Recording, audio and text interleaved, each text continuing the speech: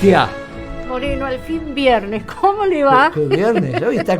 Hoy estoy, ¿eh? Sí. Hoy estoy un viernes picante. Sí, es un viernes interesante. Es un viernes, sí, digamos, con mucho... Yo creo que hay que analizar, Moreno, esto que está aconteciendo, ¿no? Desde nuestra mirada geopolítica más integral, lo que está aconteciendo con el conflicto en Ucrania, la guerra. ¿Sabe? Yo le voy a decir una cosa.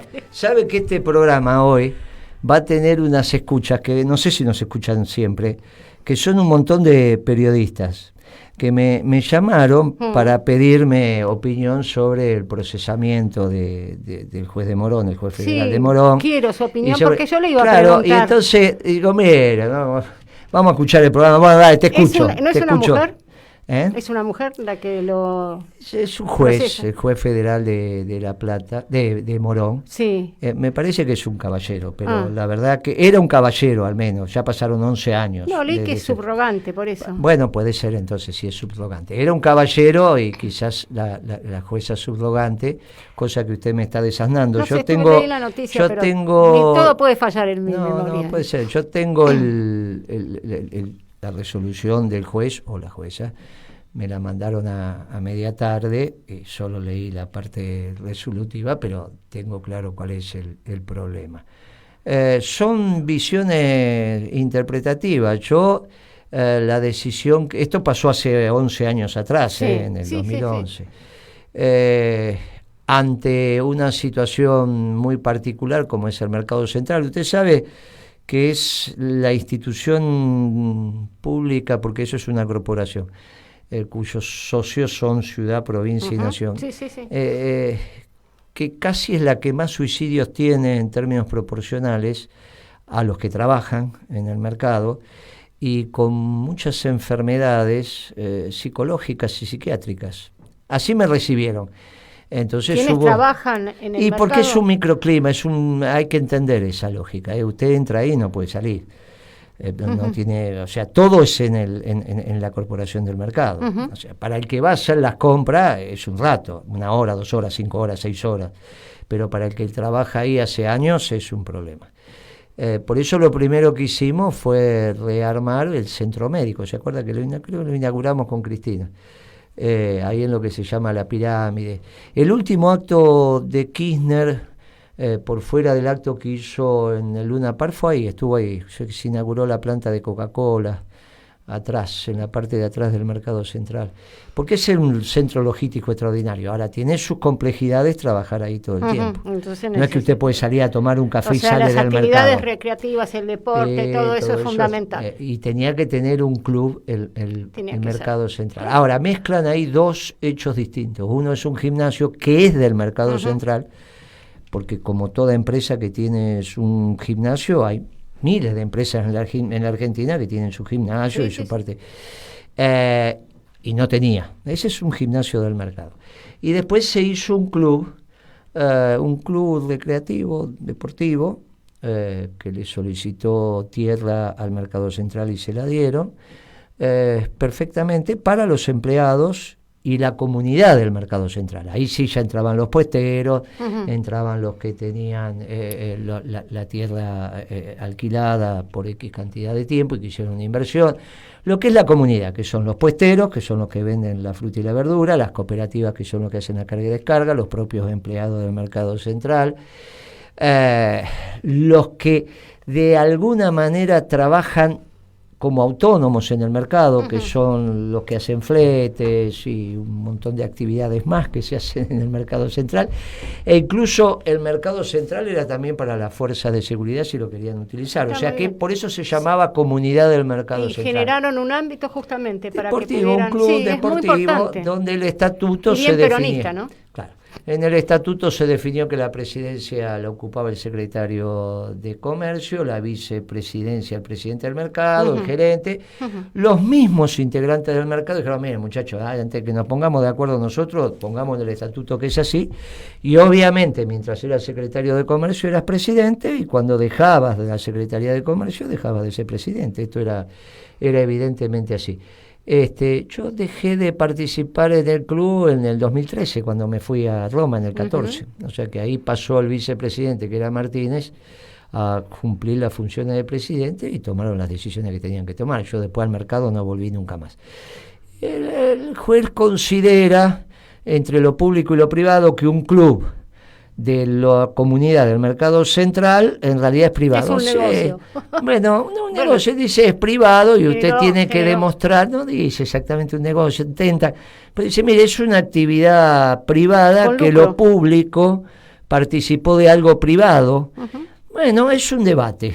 Es un debate. En realidad es si un club, que es una asociación civil sin fines de lucro, es del sector privado, no hay ninguna duda, pero no hay negocio porque es sin fines de lucro y los socios es la comunidad del mercado central. Y en el estatuto estaba definido que eran las autoridades del momento las que se hacían cargo. Hubiese sido el secretario de Comercio de Macri, hubiese sido el presidente. Me parece una situación lógica para darle entidad al club. La verdad que fue muy interesante, tuvo mucha participación. Y me parece que están confundiendo esos dos temas, los del gimnasio y lo del club.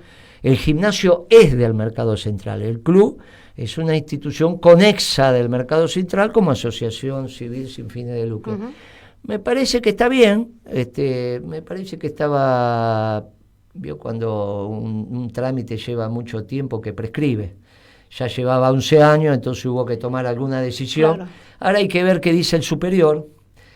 Lo que sí le digo, mire, no hay ningún hecho extraño de manejo de fondos, de eso no hay absolutamente nada, ¿no? Lo que pasa es lo que daría a entender la nota que le hizo. Bueno, pero eso va a quedar claro en el debate. Sin duda. Va a quedar claro en el superior, de que por eso tardaron 11 años.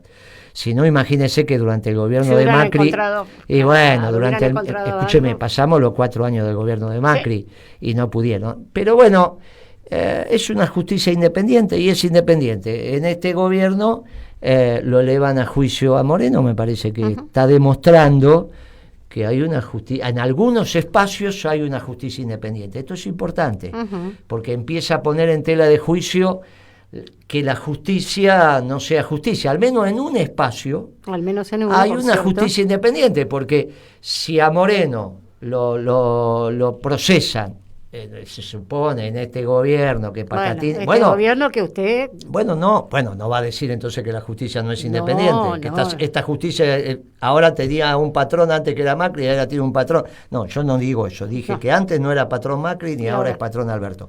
Yo digo lo que dije siempre y acá lo sostengo. Me procesaron en este gobierno y obviamente con este ministro de Justicia, yo no tengo ningún problema. Vamos, y si tenemos que llegar al debate del juicio, llegaremos al debate del juicio. Simplemente de cara al sol le estoy diciendo cuál es la actividad. Y sí, es cierto, porque mezclaron esto con otro juicio que sí me empieza el 19 de abril, que es la sesión inaugural del debate. Lo mezclaron, sí. Bueno, mezclaron, claro, que es el de casco y guantes, que ahí sí, yo ya estaba procesado. Lo mezclaron porque dice que se tiene que presentar ahora en 1 de abril y quedaba vinculado a la causa. 19, bueno. No está vinculado a ninguna otra causa. Quedaba en la noticia, yo lo leí. Bueno, pero usted lo que lee la noticia es lo que interpretó el periodista que escribió. No le hago cargo a usted. Lo que le estoy diciendo es, esto no está vinculado a nada. No, por eso está bueno que lo aclare. Claro, esto es... Ahí sí, me procesaron oportunamente, creo que este procesamiento ya vino en el gobierno de Cristina, creo que fue Bonadío, y se elevó a juicio, se terminó la citación y empieza el debate, que es el juicio, el 19 de abril. Este es por la asamblea de papel prensa de cascos y guantes. No tiene nada que ver con esto, ahí sí, ya empieza el debate. Con un tribunal que merece el máximo de mi respeto, no tengo ningún inconveniente, ya ese tribunal fue el que me absolvió de la asamblea de Clarín, porque los compañeros a veces se confunden. Una cosa es la asamblea de Clarín, donde al lado mío estaba Kicillof, que se ponía la lapicera entre los dientes. Sí. Hay una foto famosa de eso. Yo hablando y Kicillof con la lapicera entre los dientes. Esa es la asamblea de Clarín. Ese juicio se ganó en primera y segunda instancia. Ahora viene el juicio que perdí sin avance de fiscal, o sea, sin que los fiscales, 5 fiscales, iniciaran la acción, dijeron que no había delito, pero como ahora se pueden iniciar los juicios penales por impulso de la querella, y la querella era obviamente el Grupo Clarín, ese juicio lo perdí. Pero ese juicio todavía no tiene sentencia firme. Y ahora empieza el otro juicio, que es el juicio de la Asamblea de Papel Prensa, que son 2 juicios distintos. Uno fue la Asamblea de Clarín y otro la Asamblea de Papel Prensa. Y otro es el procesamiento de hoy por el Club del Mercado Central. Lo de Papel Prensa es público, es notorio, ya lo hemos dicho hasta el cansancio, iremos al debate. Ese tiene como pena máxima 6 meses, o salvo que cambien la carátula. Y bueno, el del Mercado Central es un poco más, pero recién está el procesamiento, o sea que eso se apelará y veremos. Son decisiones que toma el Ejecutivo sobre si tenía que haber un club o no en el Mercado Central. Vamos a separar, de ninguna manera hay posibilidad de que haya hechos de corrupción. Lo que ellos pueden decir que si usted puso plata para un club, para los empleados, está mal, porque no puede, entonces eso sí puede ser malversación. Dice, no, nosotros no estamos de acuerdo que hayan puesto plata para el club, si es que pusimos. Bueno, es una opinión. Y otros dirán, no, mire, a mí me parece que está bien que ese lugar, que es una institución tan difícil, que bla, bla, bla, bla, es correcto que haya un espacio club de estas características. Bueno, es una opinión. Un juez podrá decir una cosa, otros jueces podrán decir otra. Lo que sí me parece que rescato es que hay una justicia independiente. Yo sostengo eso. Siempre puede haber un juez que no sea probo. Siempre. Como en cualquier institución. A decir que había todo un sistema judicial al servicio de Macri me parece que es una barbaridad. No lo dije antes y no lo digo ahora, que la justicia me procesó. ¿Está bien? Ahora me procesó. Entonces yo digo, mire, la verdad que son las cosas que uno, cuando toma decisiones, pasan estas cosas. Puede la justicia considerar que es muy finito y que usted se someta a demostrar su inocencia en el debate y que esto es el juicio. Alberto Fernández no tiene ningún juicio. ¿Será que no tomó ninguna decisión relevante y que por eso nunca la justicia le imputó nada? La justicia no está diciendo que soy culpable, la justicia está diciendo que siga en la vieja terminología hay semiplena prueba. O sea, tengo la sensación que puede haber, que está finito, que usted utilizó plata para hacer un club para los empleados y a mí me parece que no sé si que no correspondía. Bueno, muy bien, bueno, vamos al debate. Pero la justicia es independiente. Es importante esto. Usted no sabe la tranquilidad que da del otro lado. A los que están escuchando vivir en un país donde el que fue procesado diga, mira, hay una justicia también, es finita la explicación. Ellos dicen que sí, yo digo que no, vamos al debate. No es lo mismo a suponer que te tiran todos los caballos encima, pase por lo que pase, porque entonces no hay Estado de Derecho. Y si no hay Estado de Derecho, hay Estado de violencia. Esto es muy grave, no pueden decir las palabras alegremente. Mire, hay 2 maneras de tomar decisiones. O se toman en el Estado de violencia o se toman en el Estado de Derecho. Será un Estado de Derecho imperfecto, será todo lo que quiera. Pero hay un poder constitutivo de la nación que tiene que ver con el Estado argentino, y es uno de los integrantes, que es la justicia. Y ahí está, y hay que aguantársela, por un lado o para el otro. Hay que aguantársela. Si no es muy complicado. Y yo creo que hay algunos dirigentes políticos que no toman dimensión de lo que dicen. Porque una cosa es un periodista, un dirigente barrial, un dirigente territorial, y otra cosa cuando hablan los dirigentes nacionales. Tienen que tener la prudencia del caso. Tienen que tener la prudencia del caso. Yo escuché ahí que la Corte quiere dar un golpe de Estado y no sé cuándo. Y escuché a un senador decir eso, tiene que tener prudencia. Un senador tiene que tener prudencia cuando habla, porque cuando no se tiene prudencia, no se tiene templanza cuando se habla, vamos entrando en un sendero muy complicado.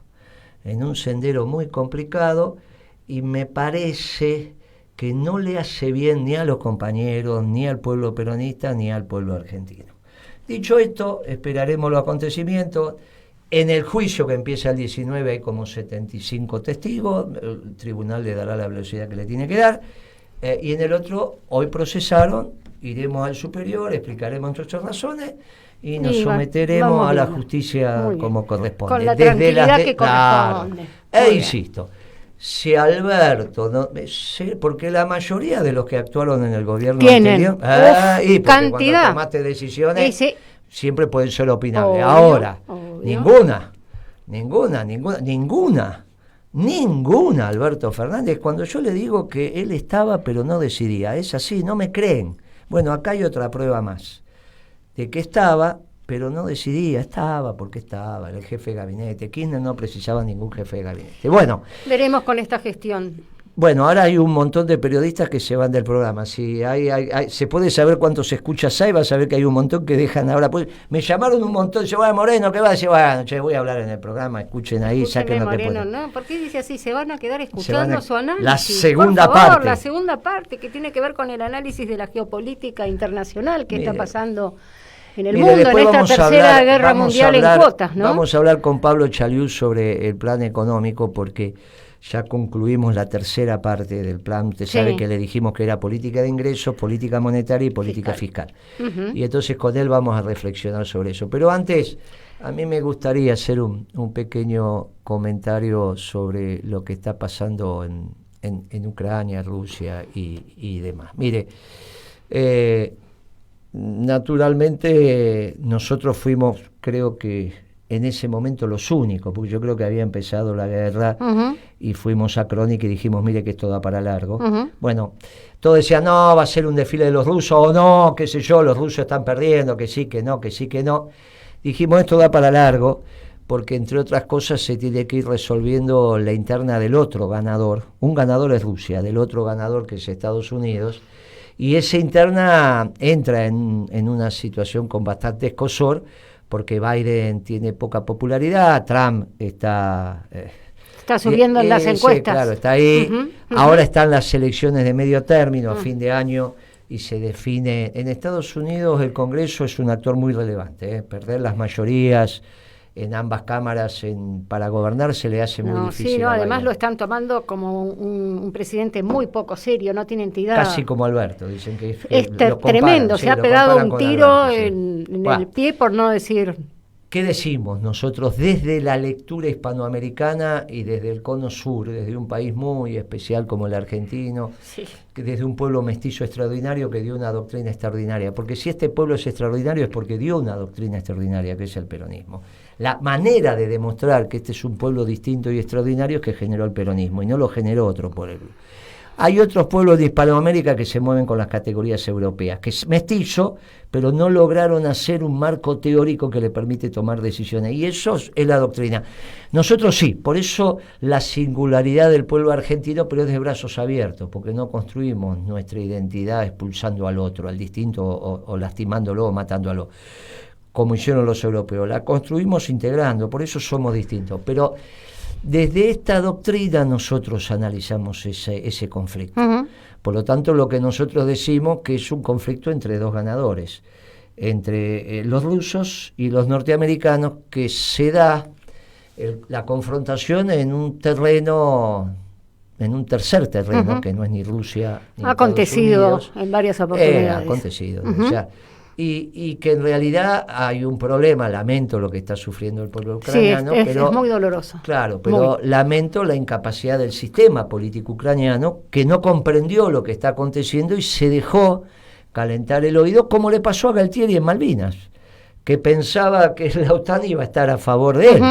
Y bueno, y no fue así. No funcionó. Y a le calentaron la cabeza, también pensaban que iba a tener todo el respaldo. Él dijo, somos el terreno de operaciones, somos el teatro de operaciones, de acá está Estados Unidos y toda Europa y Occidente, del otro lado está solo Rusia. Listo. Esto no será pan comido, pero es muy fácil. La primera sorpresa que tuvo es cuando le bloquearon el espacio aéreo, empezó a pedir avión y no le dijeron nada. Bueno, en realidad, la lectura correcta de la clase política, del sector político o del presidente ucraniano debería haber sido muy similar a los escandinavos. Somos los estados tapones, nos adecuamos, vemos, se pelean dos elefantes.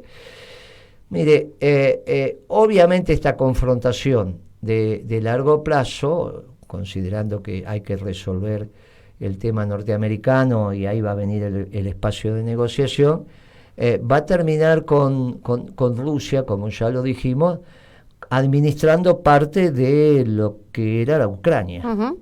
Y un poco más que esas repúblicas y que ya había independientes, que ya había planteado, que todo eso va a pasar a ser, con sus más y con sus menos, a lo largo de los años, la Federación Rusa va a ser parte de la Federación Rusa.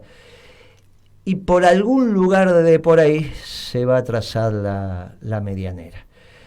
Cuando están hablando de las riquezas en términos de materias primas que hay en la parte de Ucrania vinculada al Mar de Azov o al Mar Negro, bueno, que son la parte de la costa que va a integrar el espacio ruso, bueno, eso tenía que ver con el abastecimiento de ciertas materias primas, incluso energéticas, a Europa, que son los que van a tener problemas. Los que van a tener problemas para mantener su aparato productivo son los alemanes y alguito los franceses, pero fundamentalmente los alemanes. Por eso Merkel tuvo, digamos, bueno, ahora está pagando la consecuencia de haberse ido. Ahora están en un lío. Si esta es la lectura, miren, obviamente el resto de los países europeos, sobre todo Italia, España, tienen que empezar a pensar cuál es su posicionamiento relativo con el declive alemán. Claro, los alemanes que nos están escuchando ahora dicen, pero ¿de qué está hablando? Si somos... Miren, estamos hablando de lo que estamos hablando. Estamos hablando del hierro, estamos hablando del carbón, estamos hablando de la energía, y estamos hablando que habían penetrado demasiado en el mercado de los norteamericanos, ellos y los chinos. Y ahora están ordenando el mundo desde otro lugar. Ahora está apareciendo el famoso tratado de defensa que habíamos hablado entre los australianos, el AUKUS, Reino Unido y los Estados Unidos, en un espacio mayor. Ya los chinos se están cuestionando, porque incluso está el desarrollo de misiles ahora, de misiles australianos con capacidad de llegar a China. Caramba. No son misiles de corto alcance. No, claro que no. Y el desarrollo misilístico australiano no va a ser nada endógeno. Va a ser un desarrollo misilístico de ese espacio de defensa. Pero ya salió, estamos diciendo cosas novedosas. No, miren, son los famosos misiles ultrasónicos que van a esa velocidad. ¿Para dónde? ¿Para dónde van a apuntar? Y van a apuntar a China. Obviamente van a emparejar ese territorio del Pacífico Sur, Mar de China, como lo quieran, y la decisión la tienen que tomar los chinos. Yo creo que van a tomar una decisión mucho más inteligente que los sectores políticos ucranianos. Usted me dice, y yo apuesto a la inteligencia de los chinos. ¿Cómo lo vamos a ir viendo? ¿Cómo va transformándose la conducción de los chinos? El Partido Comunista Chino, que empiezan a pasar, que empieza a surgir, cómo va. Usted va a empezar a ver que lo que hoy está muy prolijito, en algunos semestres deja de estar tan prolijito, porque es la lógica de los pueblos, son pueblos milenarios. Y un pueblo extremadamente inteligente y que sabe su destino y que sabe esperar. Y sabe esperar, además. Claro. Mire, la famosa paciencia de los chinos. Esto va a venir bien para un debate que quedó inconcluso en Occidente. No sé en China, porque cuando yo fui no debatimos esto. Ya fui a reflexionar sobre Hawái y el satélite. Traje a Hawái para la Argentina y el satélite está ahí.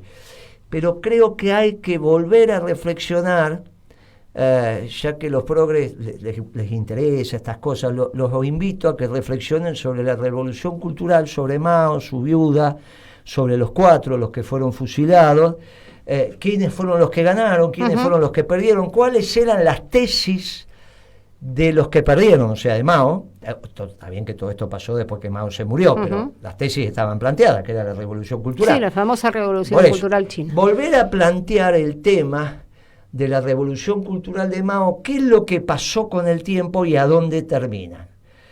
Porque no sea cuestión que esto que ha acontecido en China tenga ese origen. La famosa frase, no me interesa si el gato tiene guantes negros o guantes rojos, lo importante es que case ratones, ¿te acordás? No sea cuestión que Mao que eran esas mentes distintas, amigos de Perón. Amigos, sí. Haya planteado, miren muchachos, en realidad la revolución cultural tiene que ver con que ha penetrado a algunas conceptualizaciones de Occidente que nos va a llevar a algunos lugares donde China no es autosuficiente. Si empezamos a comer carne argentina, nunca todos los chinos van a poder comer carne argentina, nunca, porque no están las vacas ni la vaca en Argentina, en Paraguay, nunca. Solo un pedazo, un sector, un segmento de la sociedad china puede comer carne argentina. Y entonces por ahí Mao decía, guarda que no tenemos que comer carne, ¿no? Y menos de... Entonces tenemos que comer pasto. Bueno, listo, pero si hacemos una revolución cultural y estamos en condiciones de comer pasto y explicamos... bueno. Pero los que ganaron... Es que dar la disputa en el terreno de las ideas. Estábamos todos vestidos iguales, ¿se acuerdan? Con el trajecito Mao. No, sí. Ahora no hay ningún chino vestido igual. Mire, quizás tienen que empezar, porque ahí se junta... Nosotros que no venimos del marxismo, ni somos marxistas, ni tenemos nada que ver con eso, el Papa ha incorporado el debate sobre el consumo en el sistema capitalista, y hasta dónde, y qué es lo que pasa, y habla del descarte. La cultura del descarte. Muy bien, entonces miren qué interesante, desde fuera del marxismo, desde el peronismo, volver a discutir las tesis de Mao y cómo se alcanzan la felicidad, y qué es lo que pasa, y si esta China, que en el mundo es neoliberal, que fue la que ganó, que va a Davos, y que hace un montón o en realidad había que dar el debate muy interesante. Es un desafío, más como usted es una gran estudiosa y seguramente vea también que hoy no la tenemos, pero se podrían nuestros saludos podrían empezar a trabajar eso. Claro, a ver qué era qué fue. Los terminaron fusilando con la muerte. ¿Qué fue lo que pasó? ¿Qué aconteció? Por ejemplo, la que está del otro lado del vidrio me mira como si estuviera hablando sobre extraterrestres. Sí. ¿De qué estamos hablando? Bueno, hace parte para los chinos de ayer. De los procesos históricos. Pero para los chinos ayer. Con esos tiempos largos de los chinos. Ayer o hoy a la mañana. Para nosotros se nos fue la vida. Fue el desayuno. Pero es interesante que me desasne, Gitia. Bueno, lo vamos a estudiar. Sí, con Ea también, que nos estará escuchando. A ver de qué estábamos hablando. De las tesis de Mao, la revolución. A ver qué había en el fondo. Cómo él se estaba imaginando el devenir de China. Política y filosóficamente. Y los que ganaron son estos. Pero ahora tienen un lío bárbaro. Porque hay que ver si pueden seguir comiendo carne argentina y si pueden seguir alimentando sus cerdos con soja argentina. Porque por ahí el eje militar, Ascensión Malvina, no es tan fácil que vayan los barcos. ¿A dónde va el barco? No, va a Angola. Sí, va a Angola, va. ¿A dónde va el barco? Va a China. No, escúcheme. Usted sabe que los chinos, hasta que no digan basta, no sé si tienen que seguir comiendo la soja argentina. Una de las sanciones es no se le puede vender alimento a los chinos. Bueno, escúcheme, ¿y esta ruta de la seda que ellos han...? No, eso ya está, ya hace parte del arcón de los recuerdos, eso ya está. No, ese tenía que ver con la expansión de este modelo chino. Lo que yo estoy sosteniendo es que este modelo chino alcanzó su frontera, le dijeron basta y ahora van a tener que volver a otro modelo, y por eso planteo, revisemos las tesis de Mao en la revolución cultural, y para los sub-50 esto es como si le estuviéramos hablando en chino. Sí, de cosas tremendas, pero en nuestra juventud. Vos sabés que en nuestra juventud esto se debatía y se reflexionaba. Y era amigo de Perón. Y nosotros siempre tuvimos con los rusos, con los chinos. Con los rusos, mientras estuvo hegemonizado por el PQ, no, el Partido Comunista de la Unión Soviética no, pero después con los rusos como rusos, con los chinos, nosotros abrevamos en todos los pueblos. Eso no significa que nos alineemos. En un programa de que jamás podrían ser socialdemócratas ni en Rusia. No, claro, no pueden, imposible que sean. Mire, socialdemócrata en Europa, y por eso Alberto dijo yo tengo una cabeza europea. Si él en el debate en las PASO hubiese habido paso competitivo y Alberto decía yo tengo una cabeza europea, hay que ver si ganaba la elección.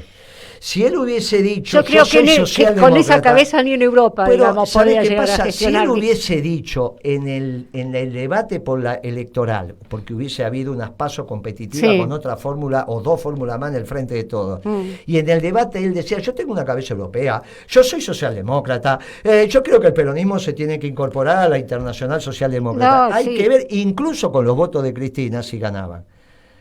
Pero el problema es que nadie lo conocía, porque Cristina, en una decisión irreflexiva e irresponsable, decidió que hubiese un solo candidato.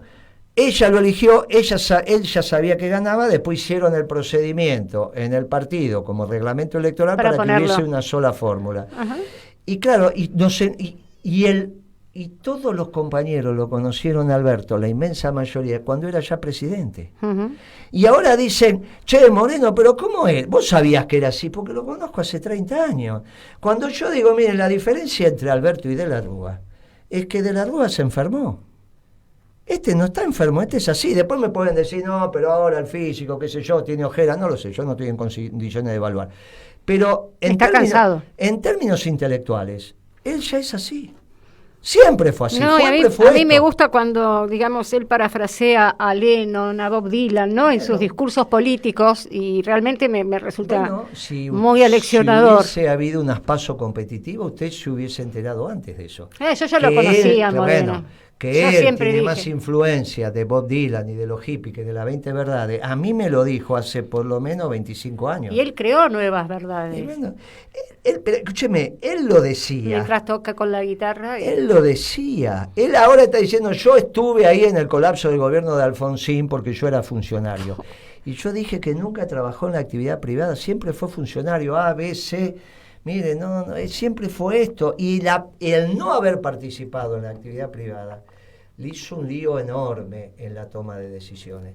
Por eso no está apto para conducir los destinos de la Argentina. Ahora algunos que lo estaban acompañando y que incluso se bancaron el acuerdo con el fondo y fueron a la televisión a decir que el acuerdo con el fondo estaba bien, hoy lo están. Se están acordando de su familia por la decisión tomada contra Rusia.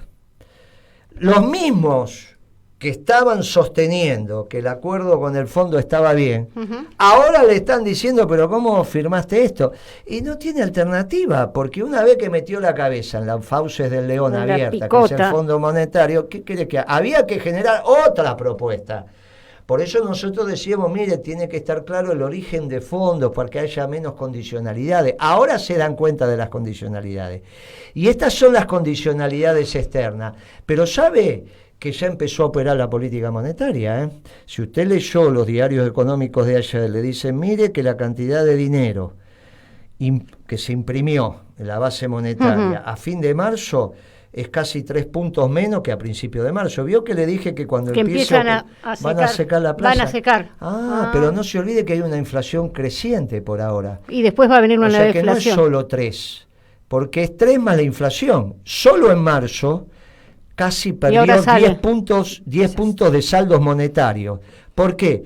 Porque si usted tuvo inflación necesitaría tener más plata para comprar los mismos productos. Pero va a comprar menos. Por lo tanto, sus saldos monetarios, que son para comprar menos productos, bajó. ¿Cuánto? Y como un 10%, porque es lo que hubo de inflación más lo que achicó la cantidad de dinero.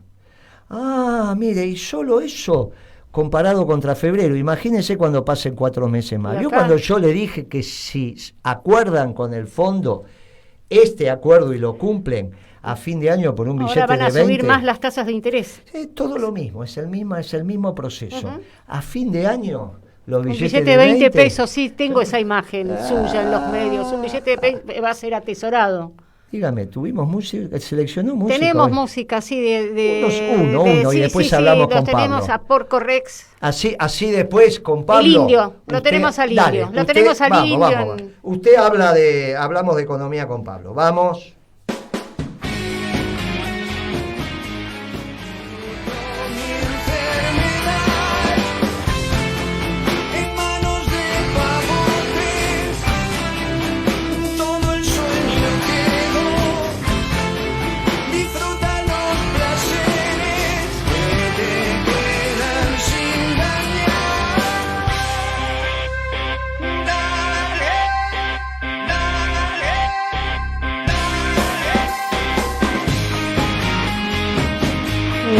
Pablo, ¿estás por ahí? ¿Nos estás escuchando? ¿Te podemos escuchar?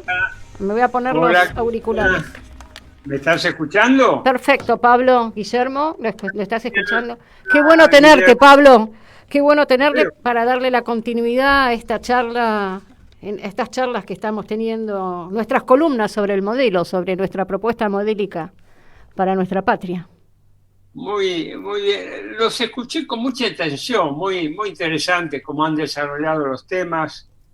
Te saludo, Guillermo, Gitia, les mando un abrazo desde acá.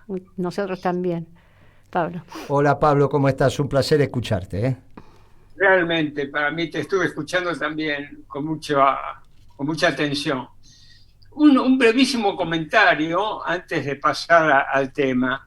Vos sabés que, lo conocés perfectamente bien, en la actividad privada, si vos estás manejando una empresa, vos no podés fallar en la empresa. La empresa tiene que sobrevivir y tiene que crecer. En la actividad pública es diferente.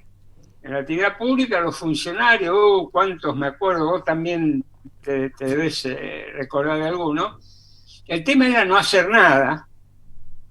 Yo lo llamaba esconderse abajo del escritorio. El funcionario se escondía para que no hace nada y eso, viste, lo salvaba de que pueda haber una repercusión futura en sus acciones y demás. Pero lo esencial me parece, cuando uno está, ¿cómo te puedo decir? El objetivo de tu acción, de tu trabajo, es no fallar, es tener éxito en tus objetivos. La cuestión fundamental para que eso pueda lograrse es que tu personal tenga bienestar material y espiritual. Si vos no tenés al personal motivado materialmente y espiritualmente, es muy difícil que tengas éxito. Y mira que te digo, no solo material, que es decir, no solo un tema de sueldo, es un tema espiritual también. Espiritual, por ejemplo, yo en las empresas y las asociaciones que estuve, me preocupaba, por ejemplo, porque mi gente haga deporte. E invertía horas y dinero en, yo qué sé, campeonato de tenis o de fútbol. Me parece que eso es fundamental. Si no entendemos eso, vamos a tener gran tema en la función pública. En la privada ya se sabe, si vos no tenés el personal motivado en esas dos esferas, y muy poco probable que tengas nomás al tema que estuviste desarrollando. ¿Estás ahí, Pablo? Sí, ¿no me escucharon? Sí, escuchamos, pero después hubo... El micrófono está haciendo interferencia. Creo que estás muy cerca del micrófono o si se está moviendo, dice nuestra técnica acá. ¿Puede ser? No, estoy... Bueno, nos quedamos así quietitos, que ahí nos escuchamos bárbaramente. Bueno, se escuchó perfectamente y se entendió perfectamente lo que dijiste y hacia dónde apunta el aporte de Pablo. Claro, hacia dónde vamos y qué vamos a hacer. Nosotros, obviamente siempre está la posibilidad que no se publique, pero el lunes deberíamos publicar, ya fue enviado en el día de hoy, el tercer artículo de la triada que hicimos sobre el plan económico que desde el justicialismo nosotros presentamos en la arena pública. Nosotros hicimos primero un aporte desde la política de ingresos, después hicimos otro aporte desde la política monetaria y el último es la política fiscal. Y a mí me gustaría, Pablo, porque obviamente sos el coautor y factotum de esos artículos, que nos ilumines sobre cómo debería ser la política fiscal en el modelo económico peronista, en el plan económico peronista. Mira, Guillermo, lo que nosotros propugnamos es que toda la política fiscal apunte al superávit operativo. Nuestra base es que no puede funcionar la economía de un país con déficit permanente operativo en el sector público, porque no hay quien lo financie al límite o al infinito. Siempre va a haber alguien que sí le presta al Estado, después cuando ya considera que le prestó suficiente, le deja de prestar o aumenta la tasa de interés. En fin, no es posible. La fantasía de que uno puede endeudarse indefinidamente o que el Banco Central emite indefinidamente es eso, nada más que eso, es una fantasía. Y así tenemos los problemas del país. El país, muy buena parte de los problemas del país se deben a este problema que hemos tenido en el sector público. O sea, la base es un sector público saneado y con superávit operativo. Las dos medidas principales que estamos viendo para lograr este superávit operativo, una se refiere a la imposición a los sectores rentísticos de, digamos, de la zona núcleo de la pampa húmeda, que vos lo has explicado tantas veces. Que luego lo complementaste diciendo, bueno, le podemos dar un bono, cosa que me parece muy interesante también. Pero la otra medida es eliminar el déficit fiscal, el déficit cuasi fiscal del Banco Central, porque al fin y al cabo, cuando hablamos déficit del sector público, estamos hablando déficit, digamos, de los gobiernos más el déficit del Banco Central. Y el déficit del Banco Central es lo que se llama de cuasi fiscal. Ahora, por eso las dos medidas principales son, en la parte, digamos, de ingresos públicos, esta imposición a los sectores rentísticos. Y en la parte del Banco Central, la solución definitiva al extraordinario pasivo de cortísimo plazo del Banco Central. Esta es la condición para que el Banco Central adquiera autonomía en la política económica. Si no cumplimos esta condición, el Banco Central va a seguir atado a los destinos y a las peripecias del sector público. Y por lo tanto, el sector privado va a seguir estando sin financiación.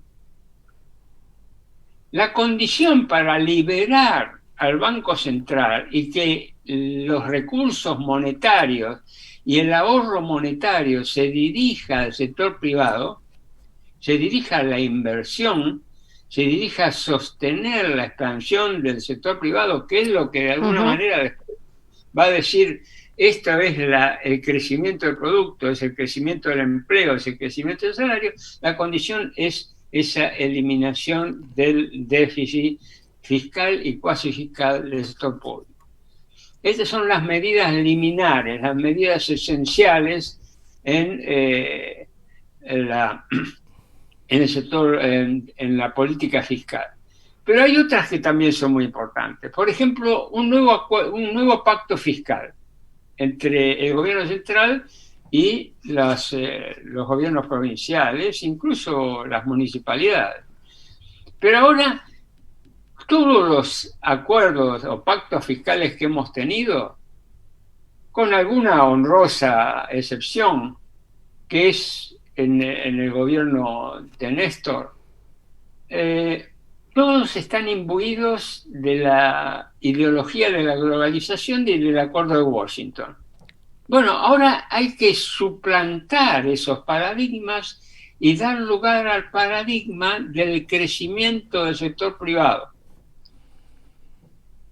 Y el pacto fiscal tiene que tener esa lógica ahora, no la lógica de cómo hacemos interesante los gobiernos para que el sector financiero internacional invierta en el país o tenga fondos líquidos para el país, sino la lógica del crecimiento del sector privado, del crecimiento del empleo. Así que me parece que ahí está lo esencial de la política fiscal, Guillermo. Vos sabés que en el aporte que hiciste, que es extraordinario, ha quedado flotando de manera virtuosa que si vos querés tener un Estado presente, verdaderamente presente y fuerte, vos lo que necesitas es un sector privado fuerte. porque solamente con un sector privado poderoso es que vas a tener los recursos para un Estado fuerte.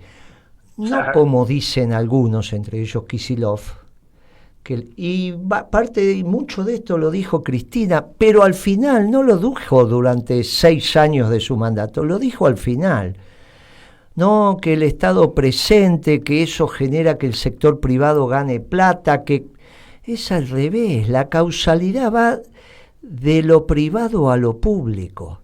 Si queremos tener la nación en armas, y eso necesita recursos porque tenemos un problema de defensa, ¿es desde un sector privado poderoso o alguien piensa que en una economía decadente podemos defender la soberanía? ¿De dónde vamos a sacar los recursos?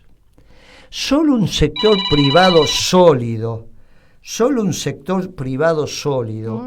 puede tener, a través de los impuestos, la posibilidad,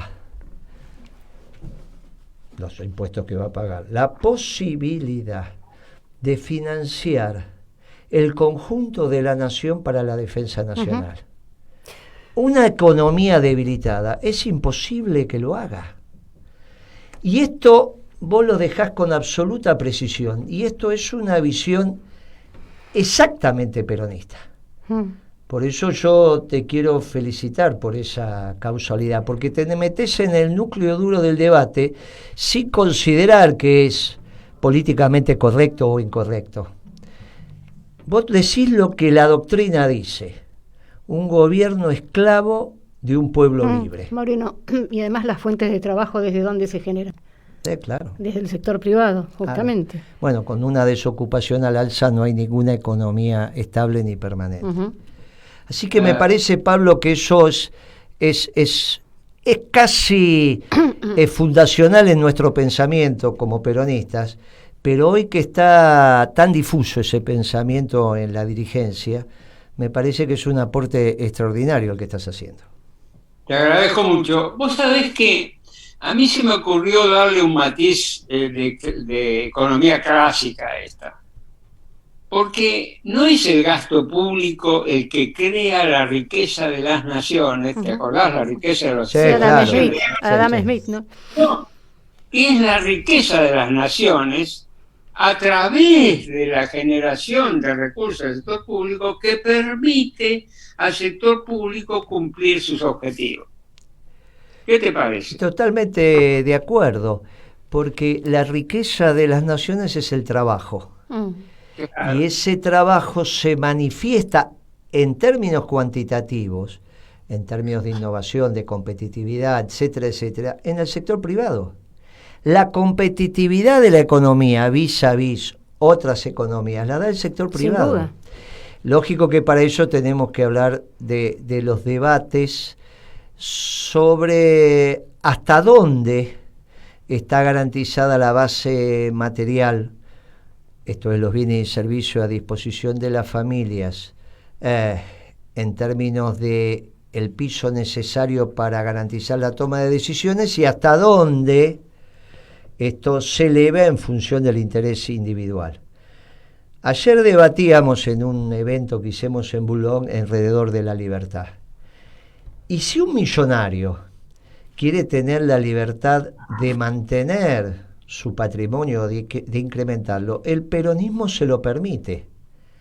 La diferencia, desde la concepción peronista de la libertad, es que también le tenemos que garantizar al hombre que, pudiendo ser millonario, decide no serlo. Y decíamos ayer, tocar el violín.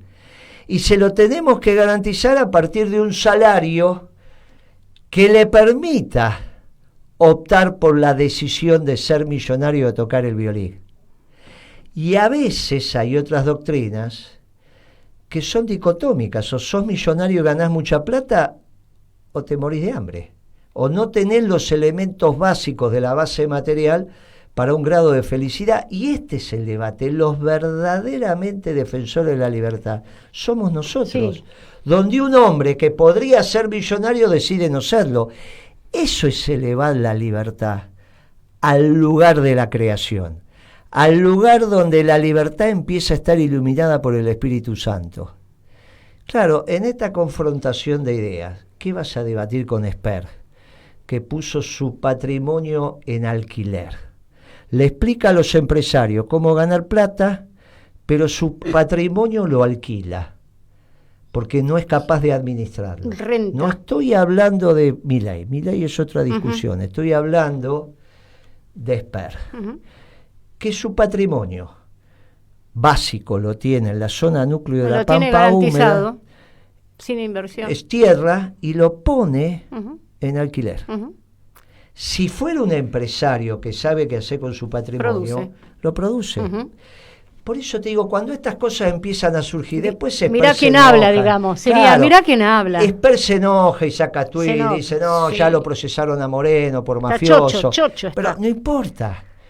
Mi patrimonio yo empecé de abajo y lo administro yo. ¿Cómo alguien va a administrar mejor que mi administración mi patrimonio? Es ridículo, él lo da en alquiler. Y quiere vivir sin trabajar. Y ahora dijo, no, trabajo de diputado. Está muy bien que trabaje de diputado, pero es el primer trabajo conocido que tiene. Y algunos dicen que se financió la campaña de diputado de una manera muy extraña. Pero bueno, eso lo tiene que determinar la justicia. Pero hay una diferencia abismal. Nosotros no solo defendemos la libertad de los sordos, sino la libertad de las gallinas a vivir en paz. Y después surgieron dos elementos más para el nuevo gobierno. ¿Cuáles son las características que tiene que tener el funcionario público que aplique este plan económico peronista? Y yo sé, las vamos a resumir en dos. Tiene que ser bondadoso y tiene que tener templanza. Bondadoso, porque las decisiones que hay que tomar, la templanza sí, son una virtud cardinal. La bondad, porque si no llegás a la misma definición de Esper, sobran 3 millones de empleados públicos, los vamos a echar al otro día. Eso no es ser bondadoso. No. Llegás al superávit fiscal sin bondad. Y tenés que tener templanza, porque tenés que tomar decisiones donde vas a tener presiones de todo tipo. Y vos tenés que tener templanza para evitar esas tensiones y mantener la prudencia. Prudencia que Cristina no tuvo el sábado en el homenaje a los excombatientes, cuando transforma un evento de homenaje a los que defendieron la patria en algunas cuestiones particulares de ella con el presidente, y le regala un libro donde dice que el presidente tiene que entender que a nivel internacional no hay ni amigos ni enemigos, sino intereses. Pero ese es el ABC de cualquiera que haya trabajado en la actividad privada y cualquiera que haya hecho política y haya tenido 10 reuniones en una unidad básica. ¿Cómo pudo ser elegido el peor? Porque entre otras cosas Alberto Fernández es el peor, porque no sabe que a nivel internacional lo único que hay es intereses. No lo leyó a Perón, que dijo no hay amigo ni enemigo, hay solamente intereses. Y Perón a su vez lo dijo de los grandes pensadores de las relaciones geopolíticas. Lo de bondad y templanza, Pablo, nos articula con la libertad, porque nos articula con la libertad de aquel hombre que decide tener una vida feliz y es feliz aunque no sea millonario. Y no solo la libertad de los liberales, que parece que para hacer plata tu único objetivo, que para ser feliz tu único objetivo tiene que ser tener plata o ser millonario. De Te dejo el cierre a vos, Pablo, sobre este concepto de la política fiscal en nuestro modelo.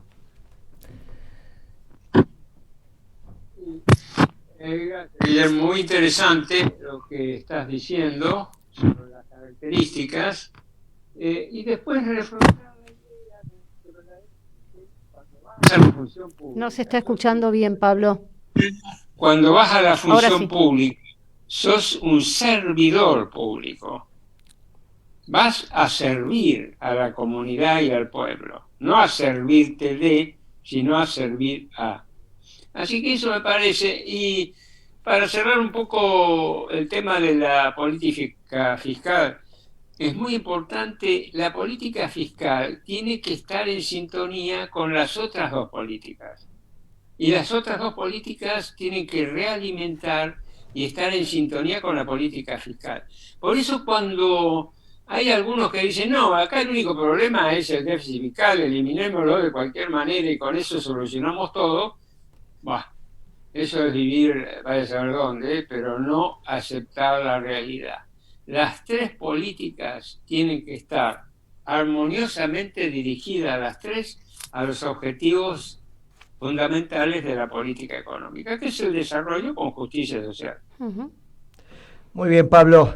El viernes que viene vamos a reflexionar alrededor de la articulación de las tres políticas del plan económico peronista, la de ingresos, la monetaria y la fiscal.